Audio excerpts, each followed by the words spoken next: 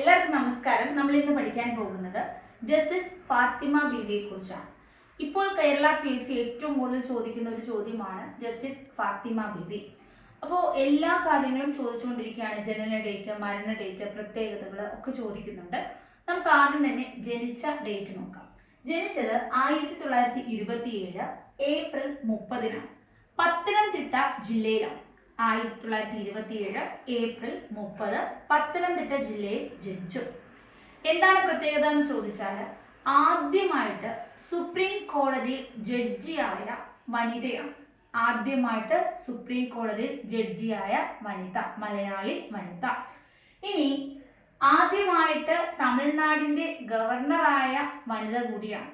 തമിഴ്നാട്ടിലാണ് ഗവർണറായത് എന്ന് ഓർക്കുക. 97-2001 തമിഴ്നാട്ടിൽ ഗവർണർ പദവി വഹിച്ചത്. സുപ്രീം കോടതി ജഡ്ജായത് 1989 92 92 വരെയായിരുന്നു സുപ്രീം കോടതിയിൽ ജഡ്ജായത്. ഇനി പത്മഭൂഷൺ ഇപ്പോൾ 2024 ഏറ്റവും ഇമ്പോർട്ടൻ്റ് ആയിട്ടുള്ള ഒരു കറണ്ട് അഫയർ കൂടിയാണ്. പത്മഭൂഷൺ ബഹുമതി കിട്ടി. പത്മ അവാർഡ്സ്, പത്മവിഭൂഷൺ ഉണ്ട്, ഭൂഷൺ ഉണ്ട്, പത്മശ്രീ ഉണ്ട്. അതിൽ രണ്ടാമത് വരുന്ന പത്മഭൂഷൺ ബഹുമതി 2024 ലഭിച്ചു.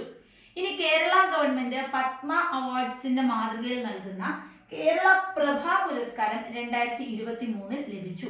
കേരള പ്രഭ പുരസ്കാരം 2023 ലഭിച്ചു. ഇനി കേരള ഹൈക്കോടതിയുടെ ആദ്യത്തെ മുസ്ലിം വനിതാ ജഡ്ജായിരുന്നു. കേരള ഹൈക്കോടതിയുടെ ആദ്യത്തെ മുസ്ലിം വനിതാ ജഡ്ജായിരുന്നു. അതുപോലെ നമ്മുടെ കോമൺവെൽത്ത് രാജ്യത്തിൽ ഈ പദവിയിലെത്തിയ ആദ്യ വനിത കൂടിയാണ്. ഇന്ത്യയിലെ മാത്രമല്ല, കോമൺവെൽത്ത് രാജ്യത്തിൽ തന്നെ ഈ പദവിയിലെത്തിയ ആദ്യ വനിതയാണ്.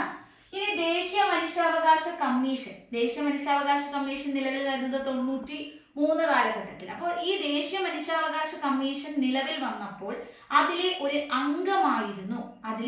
അംഗമായ വനിതയായിരുന്നു. ആദ്യ ദേശീയ മനുഷ്യാവകാശ കമ്മീഷനിൽ തന്നെ അംഗമായിരുന്നു. ആദായ നികുതി അപ്പലറ്റ് ട്രൈബ്യൂണലിൽ അംഗമായിരുന്നു. ഇനി മലയാളി എന്ന രീതിയിൽ നമ്മുടെ 1950 ജില്ലാ കോടതിയിൽ അഭിഭാഷകയായി. തിരുവിതാംകൂറിൽ നിയമബിരുദം നേടിയ ആദ്യ മുസ്ലിം വനിതയാണ്. അപ്പോൾ BL ബാച്ചിലർ ഡിഗ്രി കിട്ടുന്നു, ലോയർ എന്നുള്ള ആ ഒരു അഭിഭാഷക ബിരുദം നേടുന്ന, തിരുവിതാംകൂറിലെ നിയമബിരുദം നേടുന്ന ആദ്യ മുസ്ലിം വനിതയാണ്.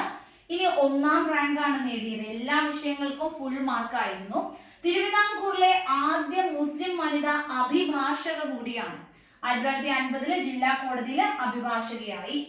ഇനി PSC മുൻസിഫ് പരീക്ഷ നടത്തിയപ്പോൾ അതിലും 1ാം റാങ്ക് കിട്ടി. പ്രഥമ ദേശീയ മനുഷ്യാവകാശ കമ്മീഷനിൽ അംഗമായിരുന്നു. കേരള പിന്നോക്ക വിഭാഗ കമ്മീഷനിലെ ആദ്യ അധ്യക്ഷയായിരുന്നു. ഇനി ജസ്റ്റിസ് ഫാത്തിമ ബീവിയെ കുറിച്ച് എഴുതിയ ഒരു പുസ്തകമാണ് നീതിയുടെ ധീര സഞ്ചാരം.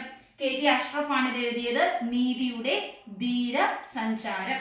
അപ്പൊ ഏറ്റവും ഇമ്പോർട്ടന്റ് ആയിട്ടുള്ള ഒരു കാര്യം, എന്ന് മരിച്ചു, ഈ ഡേറ്റ് ചോദിക്കുന്നുണ്ട്. 2023 നവംബർ 23 മരിച്ചു. 23 അല്ലെ, 2023 നവംബർ 23 അന്തരിച്ചു. അപ്പൊ ഏറ്റവും ഇമ്പോർട്ടന്റ് പോയിന്റ്സ് എന്തൊക്കെയാണ്? 2023 നവംബർ 23 മരിച്ചു എന്നുള്ളത് ഓർക്കുക. സുപ്രീം കോടതി ജഡ്ജ് ഓർക്കുക. പത്മഭൂഷൺ കിട്ടി 2024. കേരള പ്രഭ പുരസ്കാരം 2023. മനുഷ്യാവകാശ കമ്മീഷനിലെ ആദ്യ അംഗം ഓർക്കുക. സുപ്രീം കോടതിയിലെ ആദ്യ ജഡ്ജ് ഓർക്കുക. അപ്പോൾ ഇത്രയും കാര്യങ്ങളാണ് important. Thank you so much. Next ക്ലാസ്സിൽ വീണ്ടും കാണാം. ബൈ.